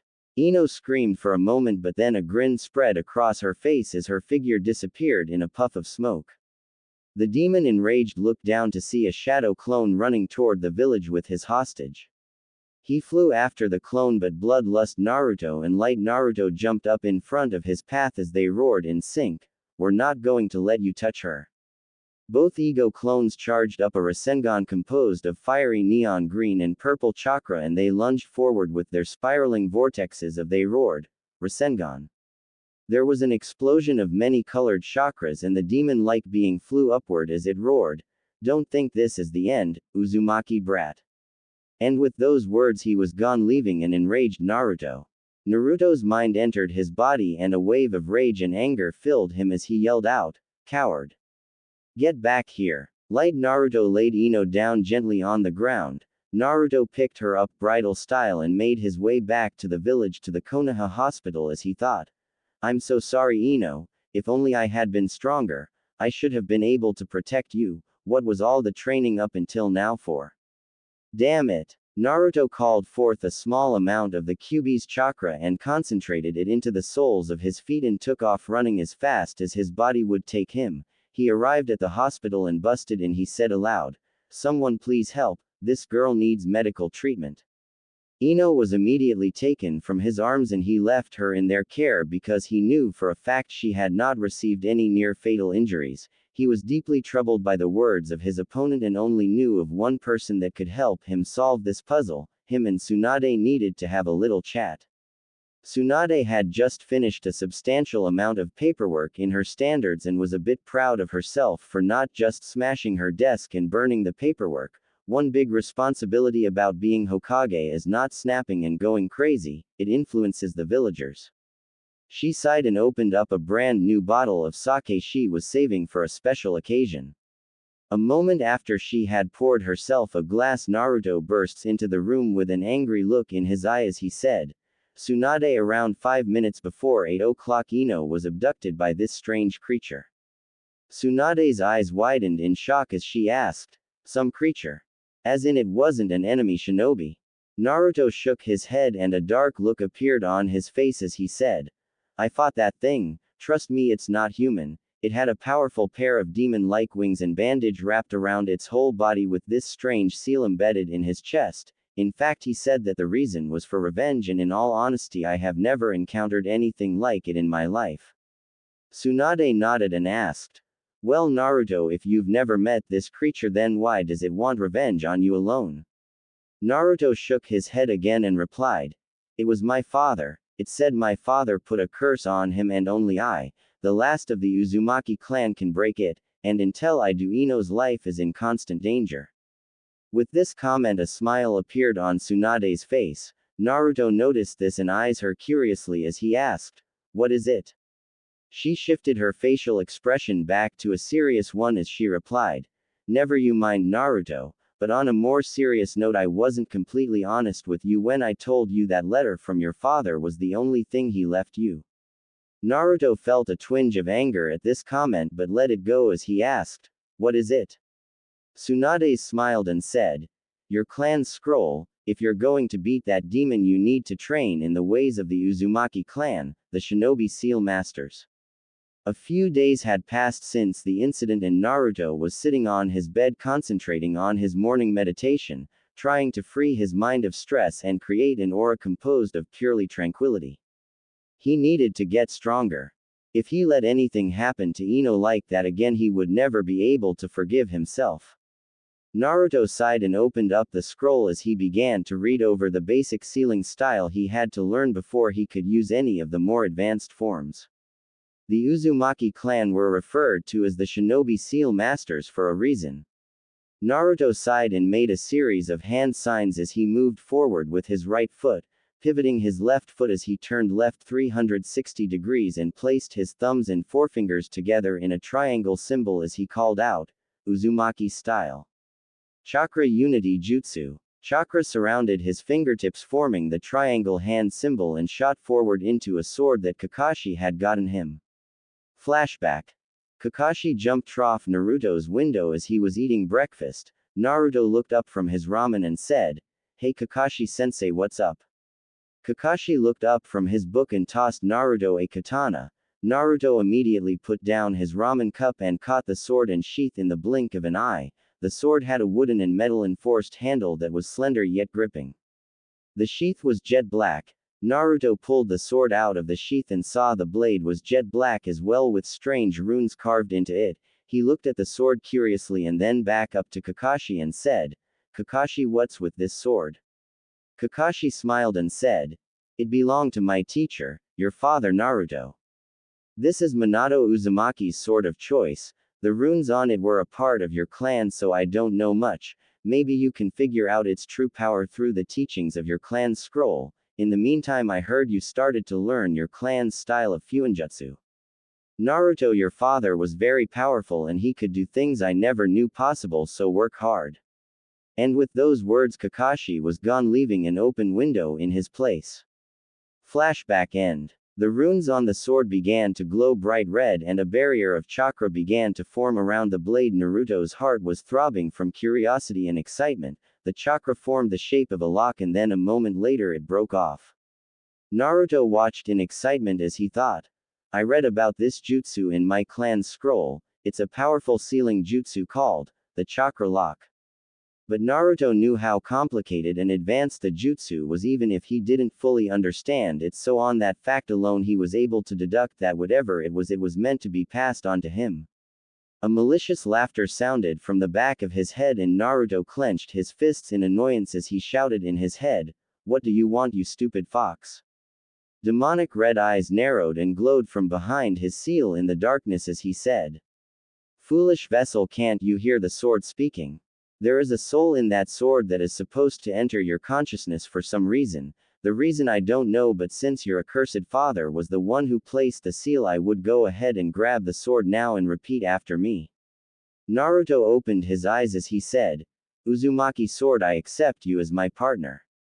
There was a blinding white chakra that erupted from the blade, and when Naruto opened his eyes he was in his inner world, or at least he thought he was. A malicious laughter came from behind Naruto and Naruto spun around and called out, "Who's there?" "Bloodlust. Demon Fox." A figure of Naruto emerged from the darkness with a sinister grin on his face. He had demon-like wings and a devil's tail that trailed from his tailbone. He had a long slender tongue and he gestured it evilly as he said, "I am your new ego clone demon Naruto. My role is death and destruction for the survival of this body if the rest of you fail. I am your weapon, call upon me when you are in dire need of power. Until that time comes I will be temporarily sealed in your clan's sword, train well my combine ego." Naruto opened his eyes slowly and looked down at his clan's sword he gripped in his hand. The sword had his clan symbol embedded into the blade with what appeared to be chakra. His clan's symbol was the all too familiar spiral symbol that was on the orange jumpsuit the third Hokage had given him and the one he was currently wearing. Naruto smiled at his achievement of unlocking just the ego clone he needed if he ever crossed paths with him again. But he really wanted to increase his own power so he could at least stand ground against the demon if he were to face him alone without even the use of shadow clones. He would only call upon the ego sealed within his new blade as a last resort. Naruto just realized he didn't know the technique. He laughed nervously as he said, "Now to get to work on my Fuinjutsu training." Ino lay awake in her hospital bed. The doctors recommended she stay another night to make a full recovery, but due to her recent shock she merely nodded in confirmation. Ever since she woke up she had not said a word but merely used body language like nodding or shaking her head for yes and no. She didn't feel like talking to anyone right now, except maybe Naruto, she thought to herself. Ino sighed and looked out the window as she thought. Knowing him, he blames himself for not being able to stop that thing from kidnapping me and was doing some kind of crazy new training to get stronger. She sighed again as she said the first words since she woke up. "Naruto, you idiot." Sakura had just finished her weekly training with Tsunade and man was she beat. She was also frustrated at the fact that she had not seen her teammate for an entire month. Ever since Naruto went on that mission with Ino he's been acting a little different, like the old Naruto, but his behavior had shifted along with the crazy training he always disappears to do. She questioned Tsunade countless times on his whereabouts but she had no idea where the blonde had run off to as well. She sighed and kept walking on her usual path home as she thought to herself, "I hate secrets." As she was walking a figure emerged from the distance. The figure was wearing black ninja pants, a black t-shirt with a red spiral design on the front, sandals, and wore a black Konoha headband across his forehead. After getting a closer look Sakura realized the figure approaching her was none other than Naruto. But he just seemed so different, almost like an entirely new person. And what was with those eyes of his? Sakura looked closer and saw a fiery purple pupil with 3 neon green dots rotating around the pupil slowly. Was that a clan dujutsu? So many questions entered the young Kunoichi's mind, but she knew that would have to wait. "Hey Naruto," Sakura called out with a sweet smile. Naruto, upon hearing his name, turned around to face Sakura. He smiled and said, "Hey Sakura, what's up?" Sakura smiled but noticed that he didn't call her Sakura-chan like he used to, not that she cared. Sakura smiled and said, "Nothing much Naruto, I just finished my training with Tsunade so I'm pretty tired." Naruto smiled and said, "That's great Sakura. Funny coincidence too, I just got done with my training too." Sakura smiled as she thought, "I should have figured." Sakura leaned against a nearby fence and asked, "Oh yeah? You working on a new technique?" Naruto grinned as he said, "You could say that." Sakura smiled and said, "Well Naruto, you want to grab a bite to eat? You could even call it that date you always wanted." Naruto's reacted a little uneasy at this comment and he put on that signature smile he does whenever he masks his true emotions as he replied, "I'm sorry Sakura, I can't. Maybe some other time, okay? Anyway, I got to go, bye." And just like that he was gone. Sakura walked back home with an almost hollow feeling in the pit of her stomach as she thought, "Naruto turned me down on a date. Is he really over me?" Inner Sakura sighed and said, "Sakura, you can't really say this is unexpected. I mean, you did treat him pretty badly even when he risked his life to bring Sasuke back for you." Sakura looked a little sad as she thought, "But I've been nicer to him. Ever since I asked him to bring back Sasuke for me he's been different." Inner Sakura frowned at Sakura's ignorance and continued. When that happened, he sacrificed his own happiness for your happiness, that's how much he cared, and even then you turned him down. I don't think there are many men, let alone shinobi, in this world who would go that far without at least moving on romantically. And you already know him and Ino have gotten closer, so don't ruin this for her. Sakura sighed and an empty look settled in her eyes as she thought, alright, you win. Sakura thought to herself as she walked through the front door to her house.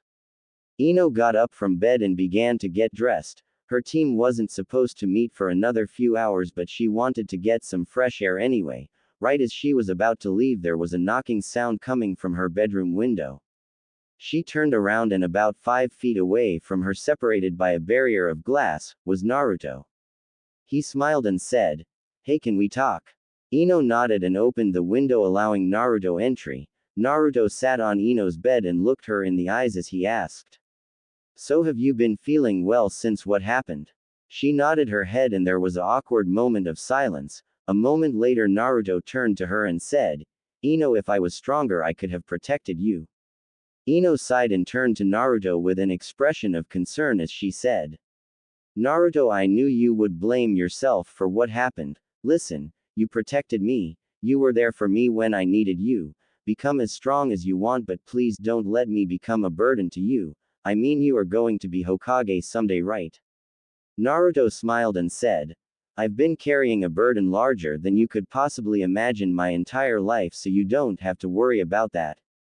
This comment piqued Ino's interest, but Naruto cut off her train of thought as he continued, "And besides, the Hokage protects everyone, especially the ones he holds precious to him." Ino blushed at this comment and looked down. She was about to say something, but Naruto spoke again. "Ino, growing up I never knew any comfort or love of any form. I had no friends, no parents, everybody hated me or wanted nothing to do with me. My life always had this void of emptiness. Sometimes I even questioned my own existence. I would sometimes ask myself, what was my purpose for living?" He smiled at Ino and said, "Ever since I became a genin I've met many people who I consider precious to me, but you, Ino, are the most precious of all people. Ino, when I'm with you I feel like that void is complete." Neither knew who started it or what had caused it to happen, but the next thing the two blondes knew, their lips had met and they were embracing each other. After what felt like an eternity, they pulled their lips away slowly, staring into each other's eyes. Ino looked at her watch and it was 10:15 p.m. Damn, she was 15 minutes late. Ino smiled and said, "Naruto, believe me when I say I want to stay with you right now, but I'm late to train with my squad." Naruto nodded in acknowledgement and asked, "Tomorrow?" She smiled and nodded as she said, "Tomorrow." And with those words the two blonde shinobi vanished in clouds of white smoke, each going their own ways. Ino was running in the direction of her squad's training grounds as she thought, "Shit." She finally arrived, surprised to see her squad not training without her like she thought they would, but instead they were all waiting for her patiently. She ran up to Asuma and asked, "What's up, Asuma-sensei?" Asuma smiled and said, "We have a mission briefing with Lady Hokage, come on, we're leaving." Ino nodded and followed her team as a blush rested on her face as she thought about what had happened earlier and what he said. Then something hit her. She wouldn't be able to see Naruto tomorrow if she was going on an important mission. Hopefully it would be a C rank mission or something that could be accomplished as soon as possible. Ino sighed. Shikamaru was analyzing Ino's strange behavior, but stopped as soon as Ino met his look with a deadly glare. Naruto smiled at his luck as he created an all too familiar hand symbol as he called out, "Ego Clone Jutsu."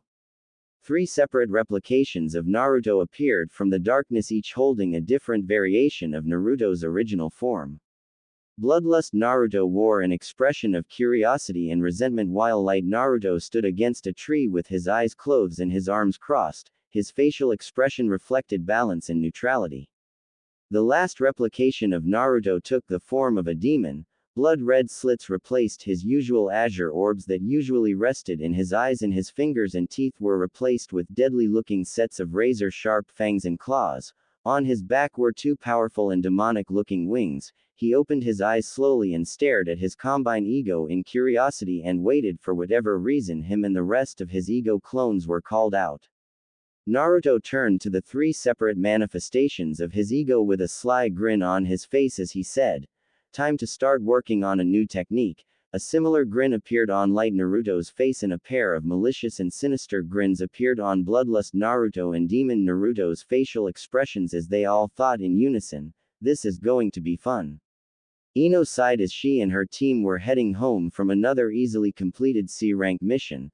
The mission was a surveillance and information gathering mission that happened to fall into her specialty when it came to her clan's basic signature technique, the spirit transfer jutsu. Her teammates protected her body as she infiltrated and obtained information from a seemingly local military institution, but after further investigation she discovered they were doing forbidden experiments to create genetically altered shinobi for future use in combat, almost like living expendable ninja tools because you couldn't necessarily call them human. The research of this advanced stuff would of course take decades to complete, so the information they deliver will probably be given to Anbu Black Ops in order to sabotage the project and eliminate anyone with information about it or connected to the project in any way. Or at least that was how Ino looked at it. They avoided combat at all costs and Asuma had already sent a carrier bird with the information they had discovered, so all that was left was to release the technique and head home. They were about 5 hours away from Konoha and she couldn't stop thinking about Naruto the entire time.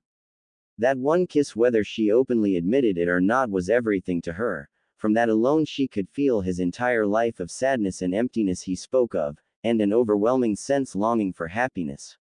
She had no idea how bad he needed someone to be there for him. Even someone as strong as him had a gentle and romantic side. If even for just a moment she wanted to give him that comfort. She couldn't bear to be away from Naruto for too long. Was this what love felt like? Ino thought all this to herself quietly as her and the rest of her ninja squad jumped from tree branch to tree branch, onward to their home village. Naruto had used so much energy mastering his new technique he could hardly stand. His body was shaking and aching all over and his entire body was drenched in sweat. He had no idea how powerful his ego clones were in attack formations and combinations. It was like Naruto was his own small army, and each one of his ego clones could mold their own sources of chakra and create each one of their own armies of shadow clones in sync, which in theory made Naruto his own ninja squad. The possibilities were endless, and every time he unlocked a new ego clone his power grew exponentially. Sasuke's Sharingan and Neji's Byakugan felt inferior and weak compared to his Uzaragan and his ego clones.